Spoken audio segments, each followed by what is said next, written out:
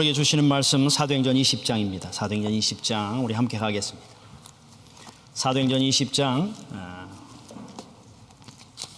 16절부터 38절까지 말씀입니다. 사도행전 20장 16절부터 38절까지 말씀.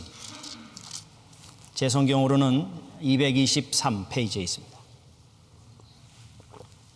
신약 223페이지 사도행전 20장 16절부터 38절까지 제가 봉독해 드리겠습니다.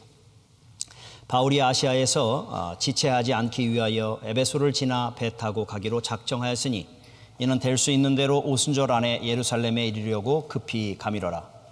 바울이 밀레도에서 사람을 에베소에 보내어 교회 장로들을 청하니 오매 그들이 말하되 아시아에 들어온 첫날부터 지금까지 내가 항상 여러분 가운데서 어떻게 행하였는지를 여러분도 아는 바니 곧 모든 겸손과 눈물이며 유대인의 관계로 말미암아 당한 시험을 참고 주를 섬긴 것과 유익한 것은 무엇이든지 공중 앞에서나 각 집에서나 꺼리낌이 없이 여러분에게 전하여 가르치고 유대인과 헬라인들에게 하나님께 대한 회개와 우리 주 예수 그리스도께 대한 믿음을 증언한 것이라. 보라, 이제 나는 성령에 매여 예루살렘으로 가는데 거기서 무슨 일을 당할는지 알지 못하노라. 오직 성령이 각 성에서 내게 증언하여 결박과 환난이 나를 기다린다 하시나 내가 달려갈 길과 주 예수께 받은 사명 곧 하나님의 은혜의 복음을 증언하는 일을 마치려 하면은 나의 생명조차 조금도 귀한 것으로 여기지 아니하노라. 보라, 내가 여러분 중에 왕래하며 하나님의 나라를 전파하였으나 이제는 여러분이 다 내 얼굴을 다시 보지 못할 줄 아노라. 그러므로 오늘 여러분에게 증언하거니와 모든 사람의 피에 대하여 내가 깨끗하니 이는 내가 꺼리끼지 않고 하나님의 뜻을 다 여러분에게 전하였음이니라. 여러분은 자기를 위하여 또는 온 양떼를 위하여 삼가라. 성령이 그들 가운데 여러분을 감독자로 삼고 하나님이 자기 피로 사신 교회를 보살피게 하셨느니라. 내가 떠난 후에 사나운 이리가 여러분에게 들어와서 그 양떼를 아끼지 아니하며 또한 여러분 중에서도 제자들을 끌어 자기 일을 따르게 하려고 어그러진 말을 하는 사람들이 일어날 줄을 내가 아노라. 그러므로 여러분이 일깨어 내가 3년이나 밤낮 쉬지 않고 눈물로 각 사람을 훈계하던 것을 기억하라. 지금 내가 여러분을 주와 및 그 은혜의 말씀에 부탁하노니 그 말씀이 여러분을 능히 든든히 세우사 거룩하게 하심을 입은 모든 자 가운데서 기업이 있게 하시리라. 내가 아무의 은이나 금이나 의복을 탐하지 아니하였고 여러분이 아는 바와 같이 이 손으로 나와 내 동행들이 쓰는 것을 충당하여 범사에 여러분에게 모본을 보여준 바와 같이 수고하여 약한 사람들을 돕고 또 주 예수께서 친히 말씀하신 바 주는 것이 받는 것보다 복이 있다 하심을 기억하여야 할지니라. 이 말을 한 후 무릎을 꿇고 그 모든 사람과 함께 기도하니 다 크게 울며 바울의 목을 안고 입을 맞추고 다시 그 얼굴을 보지 못하리라 한 말로 말미암아 더욱 근심하고 배에까지 그를 전송하니라. 아멘.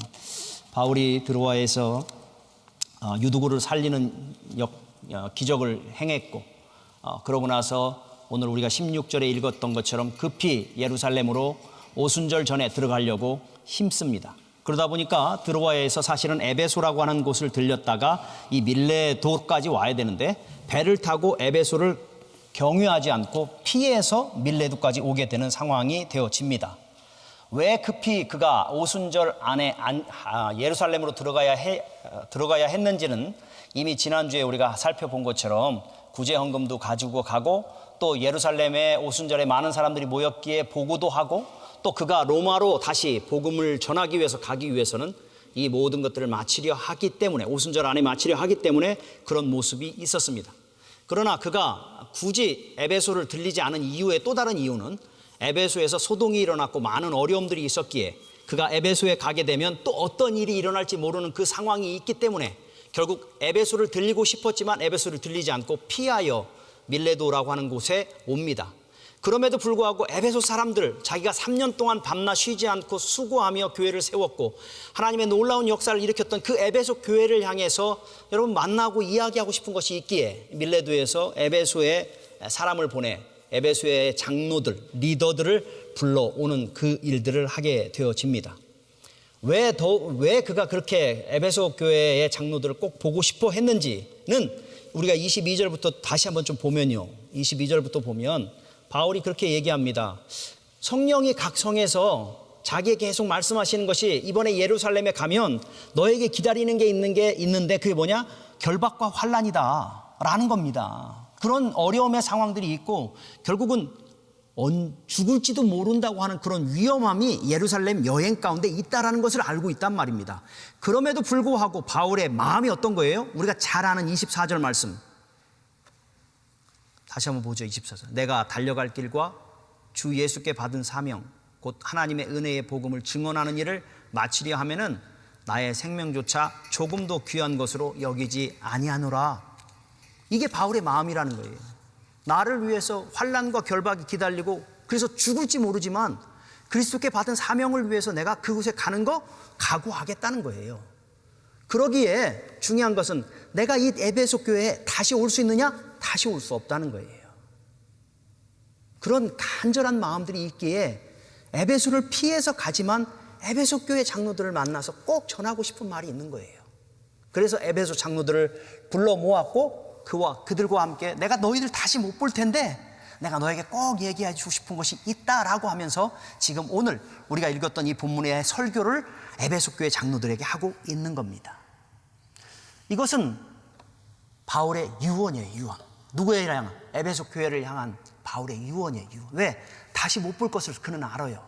이번 여행을 통해 어떤 일이 일어날지 모르는 상황이고 목숨을 걸고 가야 되는 그 일이었기에 이제 그들을 보는 것이 이 세상에서 마지막 일이라는 걸 알기에 마지막으로 꼭 하고 싶은 이야기, 유언을 그들에게 지금 남겨주고 싶은 겁니다. 그러기에 오늘 여러분 이 자리에 있는 우리에게도 이 유언의 이 바울이 전하고자 하는 이 유언의 메시지는 에베소 교회의 장로들만이 아니고 에베소 교회를 향한 것만이 아니라 오늘 이 디아스포라 즉 이민교회 속에서 교회로 살아가고 있는 우리들에게도 주는 유언의 메시지임을 우리가 받을진데 이 말씀을 통해서 우리에게 꼭 주시고자 하는 메시지를 함께 같이 생각해 보기를 원합니다. 대충 과연 바울은 그 에베소 장로들에게 무엇을 말하고 싶었고 또 오늘 이 자리에 있는 우리들에게 무엇을 말하고 있는지 그리고 무엇을 우리가 말씀으로 받아야 될지 함께 같이 생각해 봤으면 좋겠습니다. 사실 이 사도행전 20장의 말씀은요 가만히 이렇게 돌아보면 한 1년 정도를 묵상해도 나올 만한 엄청난 메시지가 그 안에 숨겨져 있습니다. 아니, 드러나 있습니다. 그러기에 특별히 영적 리더들, 구역장님들, 직분자들, 목사들, 사역자들에게 3박 4일 여러분 그냥 그 수련회 같은 데 들어가가지고 우리가 리더로서 어떻게 해야 되는지를 이야기해도 부족할 만큼 풍성한 것들이 이 안에 있습니다.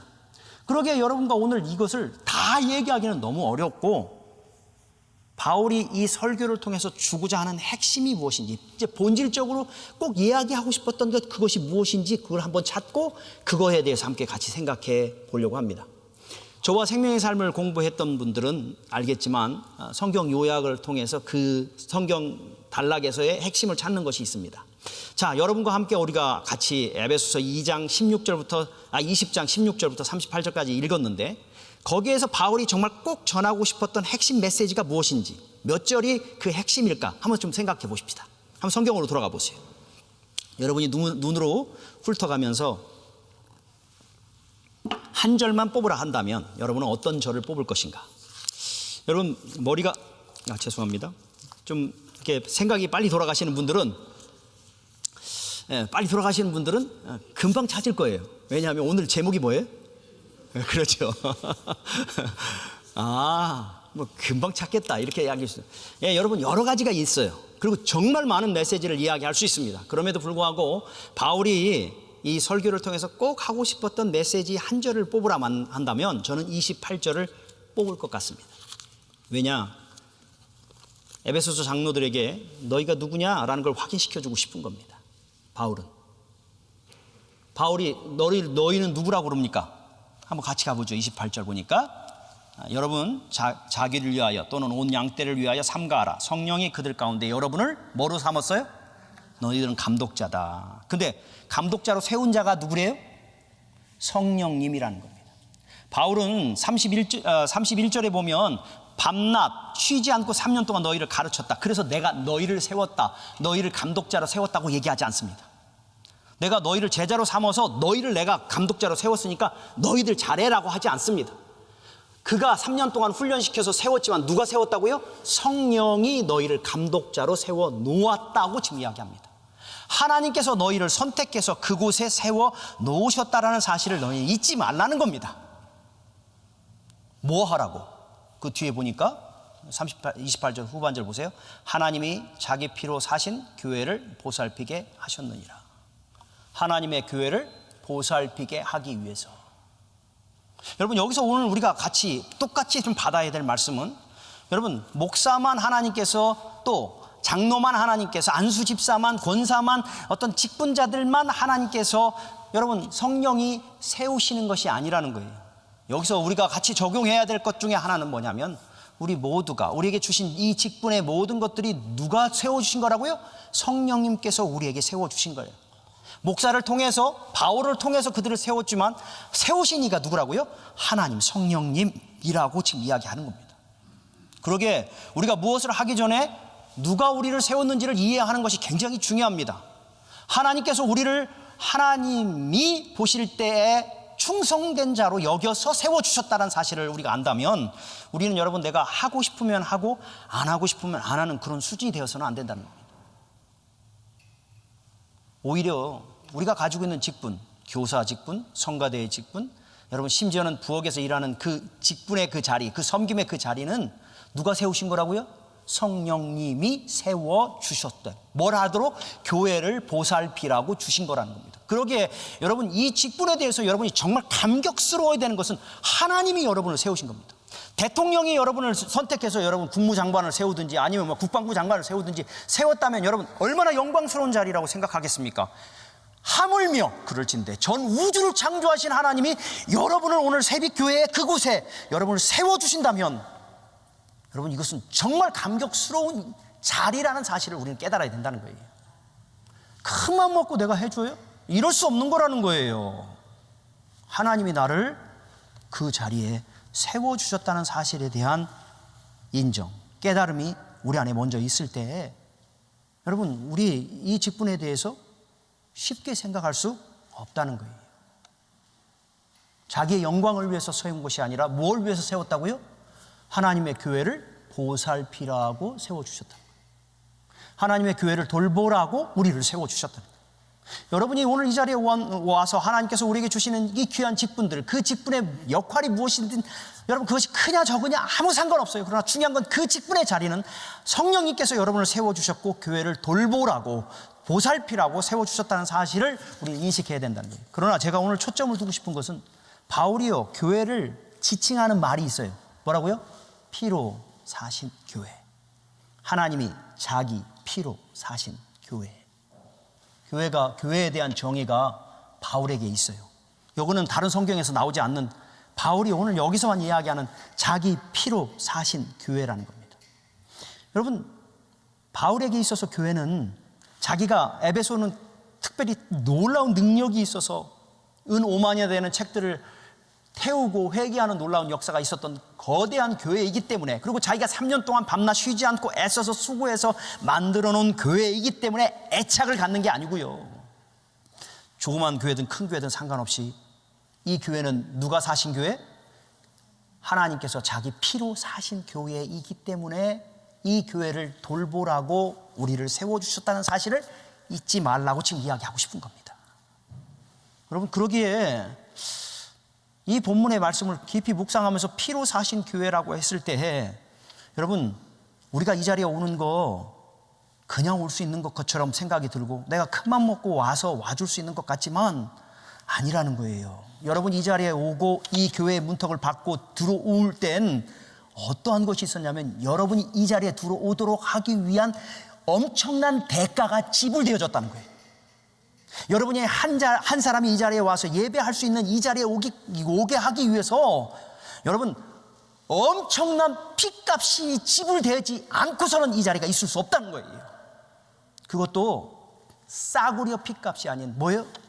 우주의 창조주신 하나님 그 자신이 피 흘려 대속해 주신 그 피값이 있었기에 오늘 이 자리에 올 수 있었다는 거예요. 그만큼 거대한 자리고 그만큼 위대한 자리고 그만큼 간절한 자리라는 거예요. 주님은 우리를 불러주시고 우리로 교회되게 하시기 위해서 주님은 친히 자기의 피를 흘려주시고 그래서 우리를 구원하셔서 오늘 이 자리에 불러주셨다는 겁니다. 그것이 지금 바울이 에베소 교회 장로들에게 너희가 지금 섬기는 그 교회가 어떤 교회인 줄 아냐? 예수 그리스도께서 그 피값으로 사신 교회라고 지금 말하고 있다는 거예요. 여러분, 그러기에 아무나 올 수 있는 자리 아니에요. 오늘 썬데이라고 내가 큰맘 먹고 가자 그래서 갈 수 있는 자리가 아닙니다. 여러분이 오기까지는 여러분 그 엄청난 피의 대가가 있었고 대가의 지불이 있었기에 오늘 우리가 교회라고 모였다는 사실을 안다면 여러분 우리는 이 교회 앞에 이 교회에서 예배드림에 우리가 감격스러울 수밖에 없다는 거예요. 그리고 그 엄청난 교회를 섬기라고 우리를 직분을 주시고 그 역할을 감당하게 해주셨다는 것이 얼마나 큰 것인지를 우리는 깨달아야 된다는 거예요. 우리가 지지난주 성찬식이 있었잖아요. 그런데 올해부터는 성찬식을 2달에 한 번씩 하기로 사실은 했습니다. 근데 여러분은 성찬을 참여하지만 그냥 참여하니까 매주마다 할 수도 있고 한 달에 한 번씩 할 수도 있고 그런데 2달에 한 번씩 하니까 그런가 보다라고 쉽게 생각할 수 있지만요. 그 성찬을 준비하는 사람들은 이게 엄청난 또 일이에요. 왜냐하면 우리 잔을 어떤 잔 써요? 골드를 쓰잖아요. 이거 하나 잊어버리면 피곤한 거예요. 그분들에게는 성찬 한번 하는 데 있어서 굉장히 큰 에너지가 투자되는 어려운 일이에요. 그렇기 때문에 제가 그렇게 하겠습니다라고 했을 때 그것을 이렇게 수종드는 분이 마음속으로 그렇게 얘기했대요. 목사님 지금 하는 일도 많다는. 제가 보니까 그분이 정말 하는 일 많아요. 교회 안에서 하는 일도 많은데 또 2달에 한 번씩 이렇게 하면 또 일이 많아진다는 거예요. 포도주도 사와야죠. 떡도 사와야죠. 떡도 쓸어야죠. 그거 준비해야죠. 그거 다 디스플레이 해야죠. 또 그거 다 끝나고 나면 다 치워야죠. 이게 여러분 교회에서 아무것도 안 하면 몰라도 다른 일들을 하는 그 가운데 그 일을 하면 너무너무 힘든 거예요. 그러니까 그분이 그런 일을 하면 그렇게 한다고 하니까 순종은 하는데 마음속에 불편스러움이 있더라는 거예요. 그런데 성찬을 우리가 같이 하면서 우리를 위해서 흘리신 피고 우리를 위해서 찢기신 살입니다라는 것을 우리가 같이 은혜를 나누고 함께 같이 하는데 그분 마음속에 갑자기 이런 마음이 들더라는 거예요.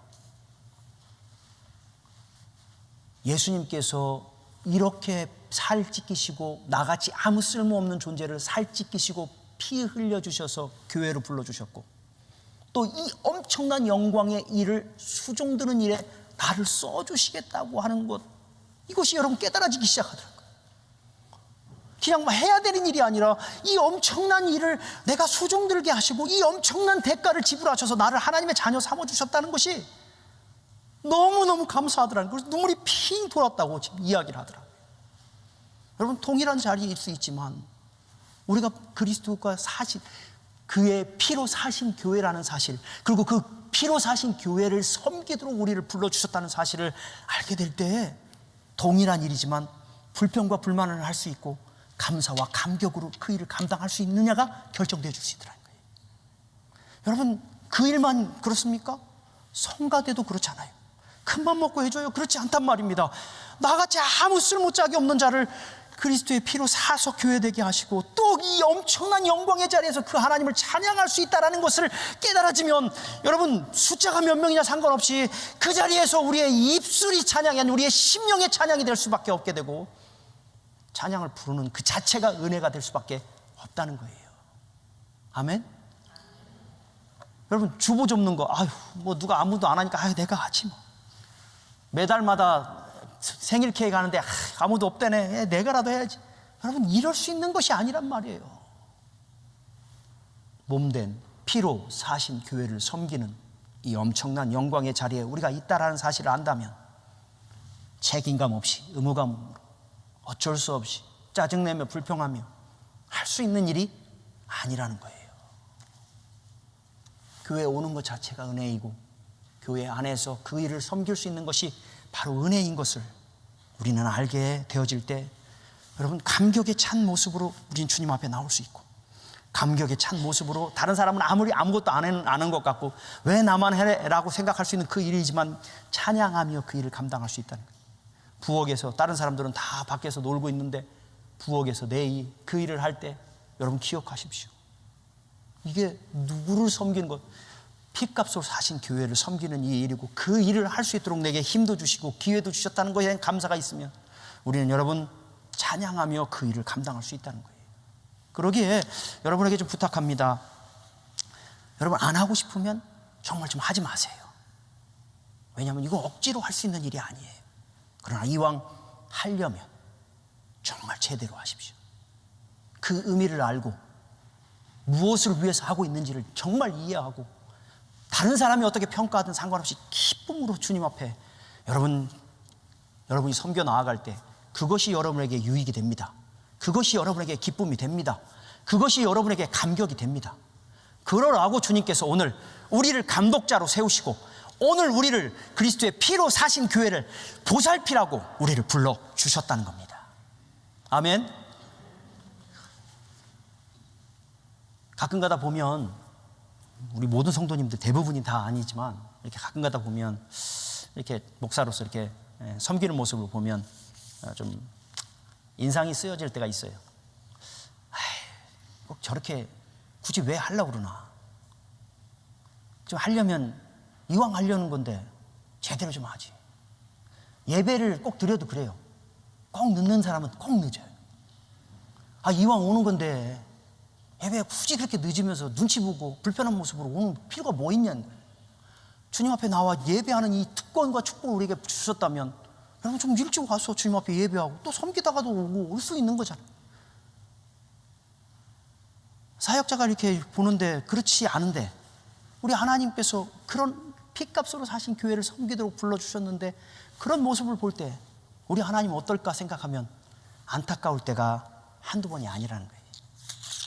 그런데도 불구하고 여러분, 그렇게 하나님께서 영광의 자리에 불러주시고 그 영광의 교회를 섬기도록 우리를 불러주셨는데도 불구하고 왜 우리는 때로 교회에 오는 것이 천국에 들어가는 것 같은 기쁨이 아니라 지옥같이 느껴지는 그런 마음을 가지고 교회에 올까요?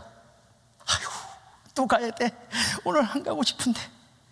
여러분, 왜 우리는 여러분 그 천국 같은 그 감격의 기쁨을 가지고 섬기고 이렇게 해야 되는데 왜 우리는 여러분 교회 와가지고 막 싸우고 분노하고 슬프고 분리되고 막 이런 것들이 왜 우리 안에 있을까요? 우리가 다 그런 것들을 이해하고 다 있으면 참 좋겠는데, 그러면 여러분 싸움도 없고 서로 사랑하고 서로 섬기고 섬기면서 기뻐하고 막 이런 천국을 우리가 맛볼 수 있을 것 같은데, 우리의 교회는 그 현실이 그렇지 않더란 말이에요. 오히려 여러분 천국을 누려야 될 우리 교회가 아픔이 있고 상처가 있고 싸움이 있고 미움이 있고 분노가 있고, 왜 그래요? 왜 그러냐고요. 그거에 대한 답이 29절 30절에 나와요. 한번 가보죠. 그걸 바울은 지금 알고 있는 거예요. 한번 보세요. 다시 한번 29절. 내가 떠난 후에 사나운 이리가 여러분에게 들어와서 그 양떼를 아끼지 아니하며 또한 여러분 중에서도 제자들을 끌어 자기를 따르게 하려고 어그러진 말을 하는 사람들이 일어날 줄을 내가 아노라. 에베소 교회를 놓고서 이제 예루살렘으로 가는 바울이 보니까 알아요. 예루살렘의 교회만 그렇습니까? 아니라는 거예요. 모든 교회들이 다 그렇다는 거예요. 두 가지가 있대요. 뭐가요? 사나운 일이, 흉악한 일이가 교회에 들어와서 양떼를 물어뜯는 일이 있을 거라는 거예요. 또한 교회 안에서도 어떤 일이 일어나요? 자기를 따르게 하기 위해서 어그러진 말로 서로를 이간질하는 그런 일들이 교회 안에 있을 수 있다는 거예요. 여러분, 이런 일이 우리가 그렇게 사모하고 오는데도 이렇다는 거예요. 뭐예요? 사나운 일이, 사단이 우리를 뒤집어 놓으려고 하는 그 공격이 있다는 거예요. 그 공격 앞에 우리는 뭐예요? 속수무책이라는 거예요. 바울은 지금 이야기하는 거예요. 아무것도 할 수가 없는 거예요, 우리가. 여러분, 사나운 일이 앞에서의 양은 어떤 모습이에요? 아무것도 할 수 없어요. 제가 이 말씀을 묵상하면서 옛날에 제가 어렸을 때 우리 집에 개를 키우고 그 바로 옆에 토끼를 키웠어요. 토끼. 그래서 토끼를 키우는데 토끼장에다 키우지 않고 토끼를 방목하듯이 큰 방에다가 토끼를 키웠는데, 방목하니까요 토끼들이요 새끼를 더 많이 낳아요. 그래가지고 얼마가 안 지났는데 토끼 한 50마리가 우글우글 한 거예요 막. 그런데 너무 재밌는 건 우리 개가 굉장히 저 닮아서 이렇게 순진하거든요. 좀 착하거든요. 순하거든요. 저 닮아서. 그런데 이놈아가 갑자기 토끼들을 보고 나니까 어떻게 됐을까요? 완전히 돌아버리는 거예요. 눈이요 충혈이 돼가지고 완전히 난리가 나는데 토끼를 잡아먹으려고 여러분 막 난리가 났어요. 제가요 막 우리 강아지 보면서 나 개죠 귀샤대기를 때리면서 정신 차려 그러면 안 돼. 그런데도 이게 들지가 않아요. 저한테 반항하는 때가 없었어요. 그런데 하지 말라고 그렇게 심하게 두드려 패는데도 불구하고 토끼만 보면 눈이 돌아가더라고요. 그러더니만 어느 날 결국은 토끼장에 튀어 들어가 버렸어요. 그래가지고 여러분 토끼장에 튀어 들어가서 어떻게 했을까요? 토끼를 물어 뜯는데요 탁 타닥 탁 타닥 이러면 끝이야 끝. 그래서 여러분 몇 분 1, 2분 사이에 토끼 50마리를 다 죽여버렸어요. 와 제가 그걸 보면서 이 개 앞에 토끼가 이게 이런 거구나. 이게 뭐 지금 흉악한 이리 앞에 양이에요. 똑같은 거예요. 물어 뜯으려고 하는 그 이리 앞에 양은 아무것도 할 수 없는 거예요. 이 정도로 기가 막힌 무서움이 언제 있어요? 우리 교회 안에 있단 말이에요. 에베소 교회 안에 우리 교회 안에 있단 말이에요. 여러분이 양처럼 주님 앞에 아름다운 모습으로 섬기고 사랑하고자 하면 꼴을 못 보는 존재가 있단 말이에요. 누가? 사단이 흉악한 이리처럼 여러분의 영혼을 물어뜯고 여러분을 사로잡으려고 여러분 오는 존재가 있다라는 것을 바울이 지금 이야기하고 있어요. 밖에서뿐만 아니라 우리 안에 있단 말이에요. 내 안에 어떤 마음이 들어요? 자존심 상하는 마음, 이기적인 마음, 또 나를 높이고자 하는 마음들을 쭉 줘서 여러분 나를 따르는 사람들을 만들게 하기 위해서 어그러진 말, 저 사람 나쁜 사람이야, 저 사람 문제 있어라고 하는 이 희한한 이야기들을 우리로 하여금 나도 모르게 하게 하는 이 일들이 우리 안에 있단 말입니다. 그러기에 천국 같은 교회가 지옥 같은 교회가 되어질 수도 있더라고 지금 이야기하는 겁니다. 그러기에 너희들을 지금 바울이 지금 에베소 교회 장로들을 불러다놓고 이야기하는 게 바로 그거예요. 그런 일이 있을 수 있다. 너희가 감독이고 교회를 아름답게 세우라고 불렀는데도 불구하고 그런 교회 안에 이런 일들이 있을 수 있다. 그러기에 너희가 어떻게 해야 되느냐? 그걸 네가 확인하라고 지금 이야기하고 있는 거예요. 그게 바울의 설교의 핵심인 거예요. 첫 번째 뭐 하라고 얘기하느냐? 28절 다시 한번 가보죠.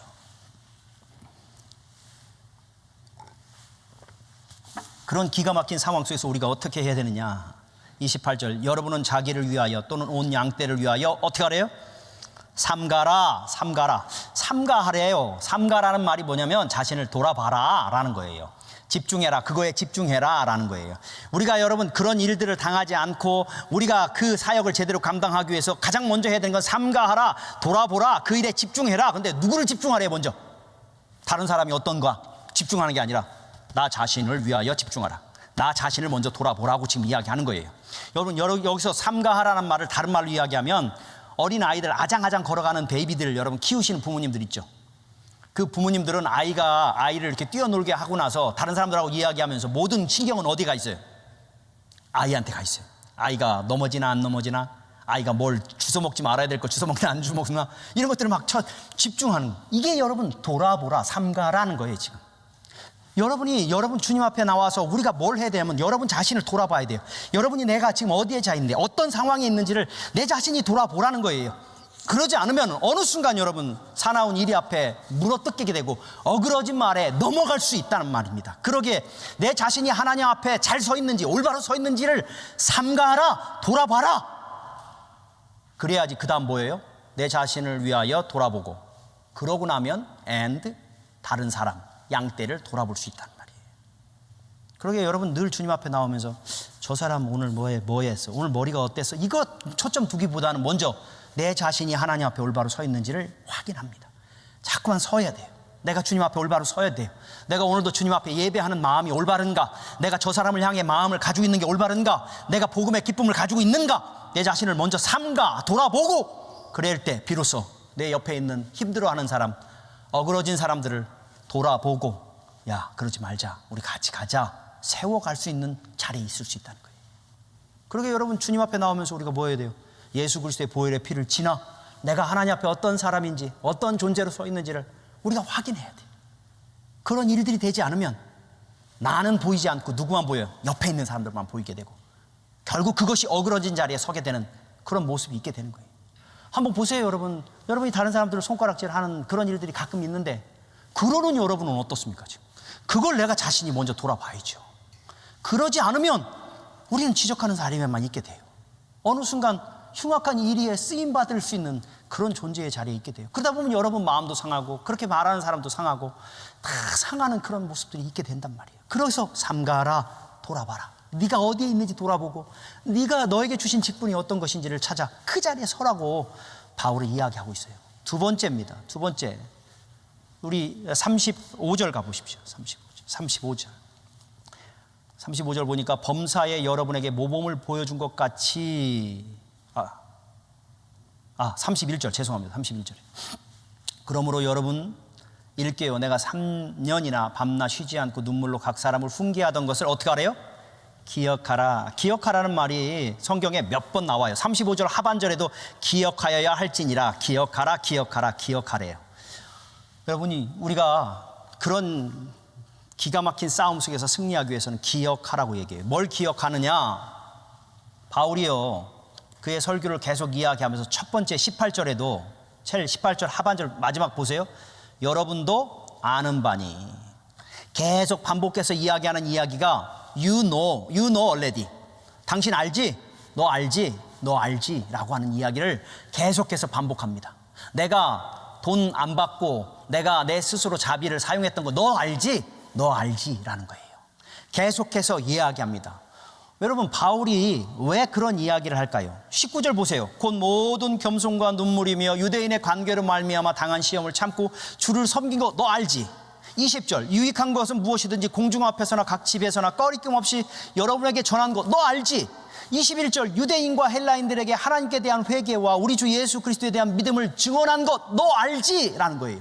33절 내가 아무의 은이나 금이나 의복을 탐하지 않았던 거 너 알지? 왜? 내가 보여줬으니까. 왜 보여줬을까요? 그리고 왜 이렇게 얘기합니까? 내가 얼마나 자랑스러우고 얼마나 멋있는 사람인지 너 알지? 그거 지금 드러내려고 하는 겁니까? 아니라는 거예요. 아니라는 거예요.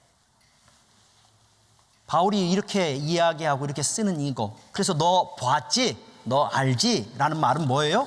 그거 기억하라는 거예요. 왜냐? 지금 그들 에베소 교회 장로들 사실 몇 년 됐어요. 장로가 돼서 막 끼껏 해봤자 3년밖에 안 됐어요. 그 장로들이 여러분 얼마나 준비됐을까요? 훈련됐을까요?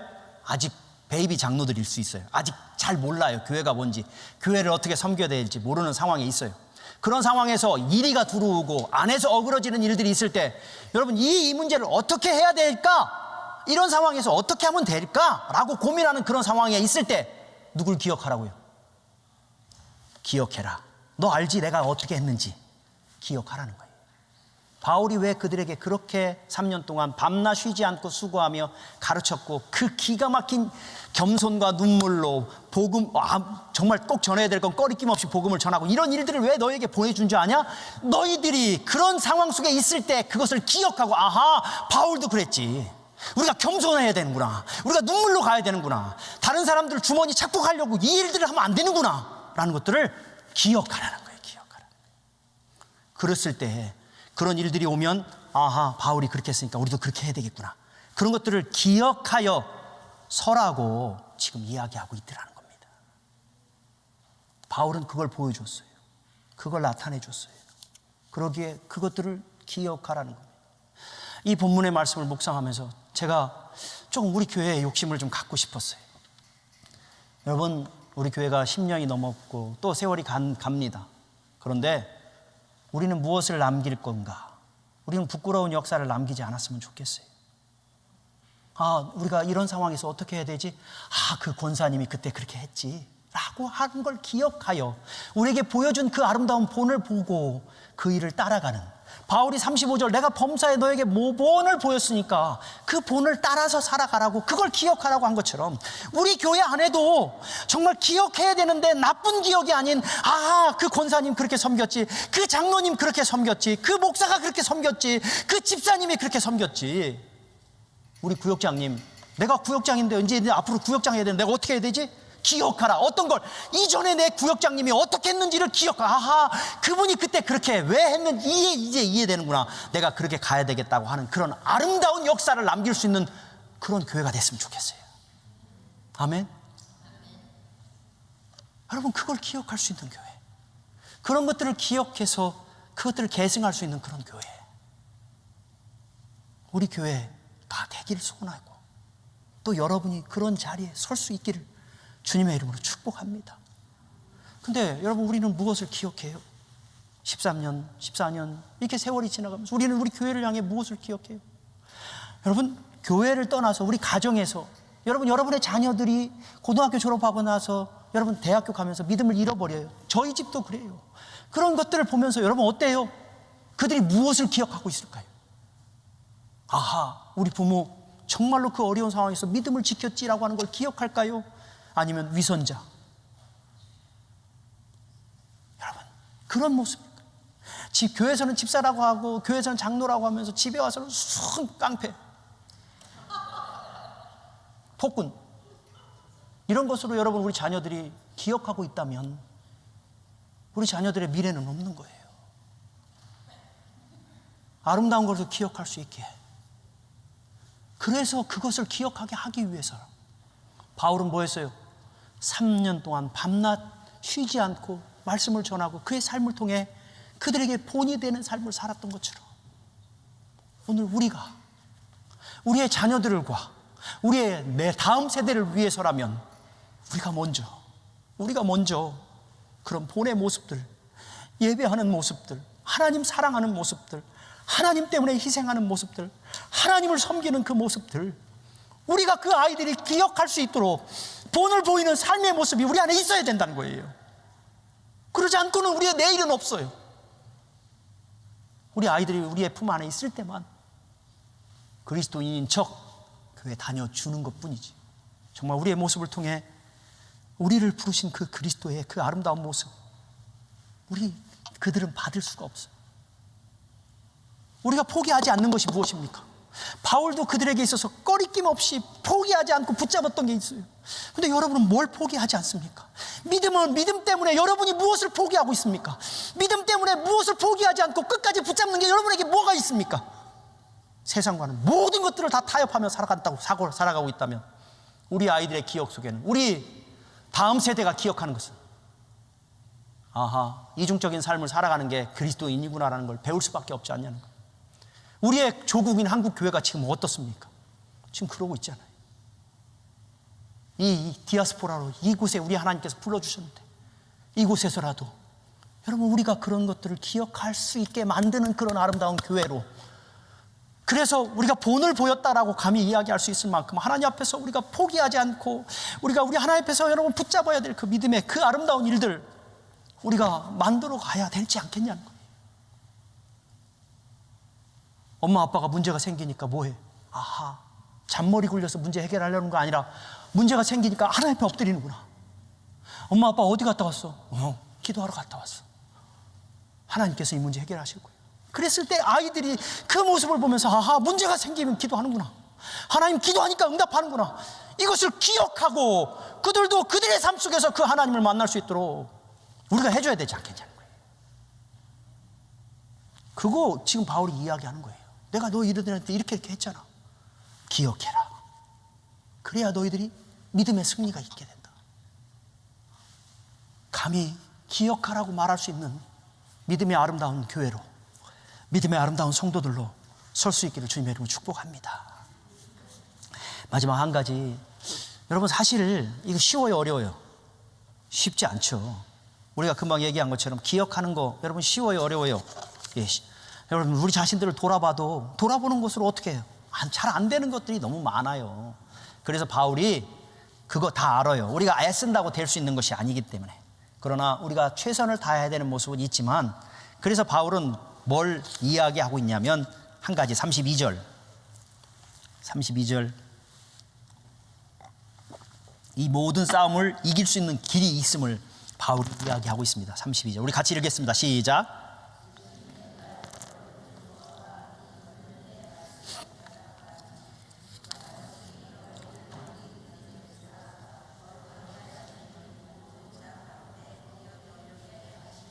아멘. 바울이 누구에게 부탁하고 있어요? 주와 은혜의 말씀 앞에 너희를 부탁한단 말이에요. 왜요? 너희를 능히 이기게 하고 든든히 세우는 건 뭐라고요? 오직 하나님의 말씀밖에 없다. 우리가 쉐이킹하고 흔들리고 우리가 어디를 가야 되고 무엇을 해야 되고 어떻게 해야 될지를 알게 하는 모든 일들, 그래서 우리를 견고히 세워 그 하나님의 기업을 있게 하는 그 일들을 할 수 있는 것은 오직 하나, 말씀이라. 이 말씀, 하나님의 말씀이 여러분의 심령 속에 박히고 하나님의 말씀이 여러분의 삶에 붙잡혀 가도록 하면 뭐예요? 능히 이기는 놀라운 역사가 그곳에서 있게 된다는 거예요. 이간질하고 어그러지는 그런 일들이 우리 안에 있을지라도 우리가 말씀 앞에 서려고 하게 되면 그 말씀 앞에서 우리가 분별력이 있게 되고, 그래서 우리가 흔들려서 그거에 넘어가지 않게 되어질 수 있다는 거예요. 사나운 일이가 우리 가운데 올지라도 그것에 물리지 않도록 하나님께서 말씀 앞에 서게 되면 그 말씀으로 능히 사나운 일들을 이기게 하시는 놀라우신 역사를 경험케 하시더라는 거예요. 그게 누굽니까? 바로 예수님도 그랬잖아요.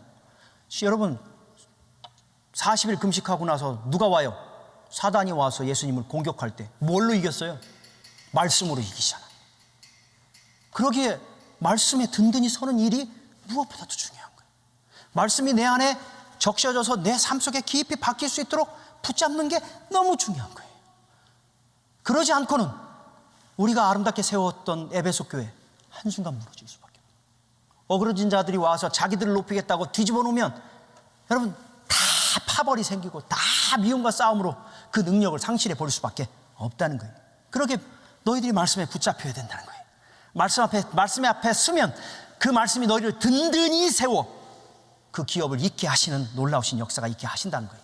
그래서 바울은요, 에베소 교회를 향해 편지를, 에베소서라고 하는 편지를 보내면서 뭐라고 얘기냐면, 너희의 싸움이 있는데 그 싸움은 혈과 육의 싸움이 아니고 정사와 권세와 이 어둠의 주관자들과의 싸움일진데 그 싸움을 위해서 너희들이 전신갑주를 입어라, 구원의 투구를 쓰는데 뭐 이런 얘기를 하면서 의의 흉부를 붙이고 믿음의 신을 신고 뭐 이렇게 얘기하면서 가장 중요한 거, 성령의 검 곧 하나님의 말씀을 가지라. 공격할 수 있는 거 뭐라고요? 하나님의 말씀이라. 하나님의 말씀이 있을 때 그것으로 능히 여러분 승리케 하시는 놀라운 역사가 있게 될 거라고요. 그래서 요한도 요한 1서 2장에 이렇게 얘기합니다. 청년들아, 내가 너희에게 쓴 것은 너희가 강하고 하나님의 말씀이 너희 속에 거하시고 너희가 흉악한 자를 이기었음이니라. 뭐가 거할 때? 하나님의 말씀이 내 안에 거할 때 흉악한 자를 이기게 하시더라는 거예요. 말씀이 우리 안에 있을 때 여러분 그 말씀이 우리로 하여금 이 세상을, 흉악한 일들을 넉넉하게 이기고 승리케 하고 교회로서의 교회로 서게 하신다는 거예요. 여러분이 오해될 수도 있고 미워할 수도 있고 사단이 여러분의 마음을 헐트할 수 있을 때도 여러분 무엇에 여러분이 서면, 하나님의 말씀 앞에 서면 우리가 용서해야 될 것, 인내해야 될 것, 참아내야 될 것, 또 오해됐던 것들에 대한 분별력들이 있게 돼서 우리가 주님 앞에 내가 어떻게 서야 될지를 올바르게 서게 되면 그것이 하나님의 나라를 세우고 교회를 세워가는 놀라운 일들이 있게 되어진다는 거예요. 성경 퀴즈 대회 같은 거 제 다음 주에 합니다. 뭐 일부러 이렇게 말씀을 전한 건 아닌데 하필이면 성경 퀴즈 대회가 다음 주에. 근데 여러분, 에이 목사님 지금 유치하게 뭐 성경 퀴즈 대회 하고, 예, 오죽하면 그러겠어요. 오죽하면 얼마나 안 읽으면. 그렇게라도 한번 좀 읽고 하나님 말씀 앞에 서서 그래야지 그것이 우리를 든든히 세울 수 있고 기업을 이어갈 수 있게 하기 때문에라도 여러분 그러니까 마지못해서라도 좀 그냥 순종해 주세요. 그러면 그 말씀이 여러분을 어느 순간 세워 흔들림이 없이 견고하게 세우는 놀라운 역사를 경험케 해주시리라 믿습니다. 여러분, 이 자리 그냥 올 수 있는 자리 아니에요. 하나님께서 불러주시고 여러분을 세워주시고 핏값으로 사신 교회를 섬기는 이 엄청난 축복의 자리에 우리를 불러주셨는데 이곳에서 우리가 무너지고 쓰러지고 싸우지 않고 오히려 그 아름다운 교회를 세워가기 위해서는 말씀으로 든든히 쓰고 우리 하나님 앞에 세워 날마다의 삶이 여러분에게 승리가 되고 다른 사람들에게 기억된 바 되는 그 멋진 인생으로 우리의 인생을 주님 앞에 새롭게 드리는 저와 여러분 되기를 주님의 이름으로 축복합니다. 우리 모두 일어나십니다.